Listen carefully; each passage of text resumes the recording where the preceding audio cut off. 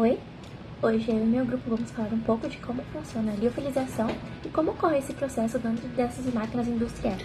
Quando a gente pensa em tecnologia dos alimentos, um dos principais fatores para manter um alimento funcional e manter a sua qualidade é a conservação e a proteção desse alimento contra a ação de micro-organismos ou quaisquer outros patógenos que possam contaminar esse alimento.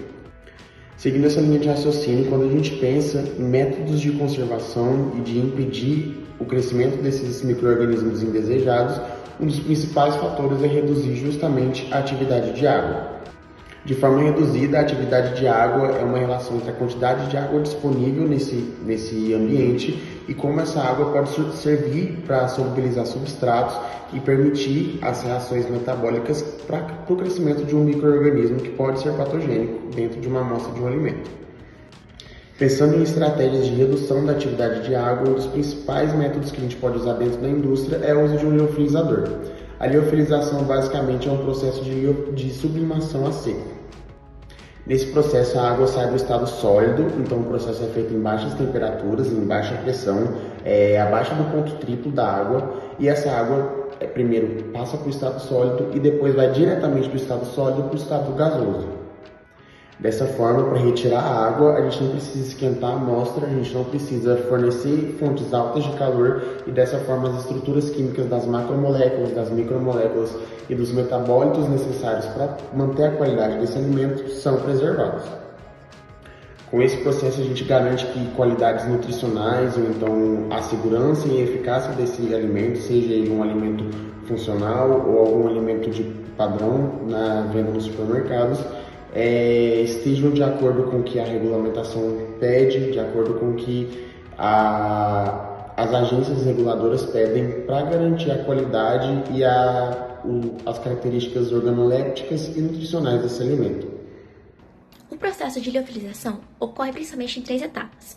Primeiro é o congelamento, em que o alimento é submetido a uma temperatura de menos 40 graus Celsius até menos 80 graus Celsius, formando cristais de gelo na sua estrutura.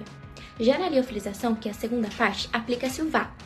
Nesta condição, ocorre a sublimação, que remove cerca de 80 a 90% da água daquele alimento. E por fim, ocorre a secagem secundária, que é responsável por retirar toda a água residual ligada daquele alimento. E aqui podemos ver alguns exemplos de alimentos liofilizados. Aqui podemos observar que eles mantêm formato, cor e uma estrutura porosa, diferente do que ocorre na secagem convencional. Esta estrutura porosa é resultado da sublimação do gelo, que deixa espaço vazio, onde antes havia aquela água que foi retirada. Isso facilita a reidratação e contribui para a preservação das características sensoriais. Parece um salgadinho. Então, para dar uma rápida contextualizada, um pouco mais visual, foi simples, foi caseiro, mas a gente fez um breve experimento só para poder visualizar melhor o que é a sublimação.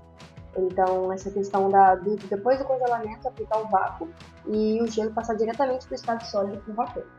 Nós pegamos 2 cubos de gelo, colocamos no congelador em aberto, para a gente poder observar, com o passar das horas, a diferença que teria no seu formato. Então, é possível ver uma diminuição do primeiro momento para o segundo momento, e então, no terceiro momento e no quarto momento, ele já é bem menor do que no seu primeiro momento. Foi uma forma fácil e rápida de visualizar muito bem essa questão da sublimação, de sair do sólido para o vapor sem soltar a água. Então, nós achamos muito interessante trazer esse experimento aqui para o trabalho. Bom, dessa forma a gente pode concluir que o processo de liofilização é um ótimo processo para conservação e tratamento de amostras de alimentos dentro da indústria, tanto para o seu processo de produção quanto da logística de transporte.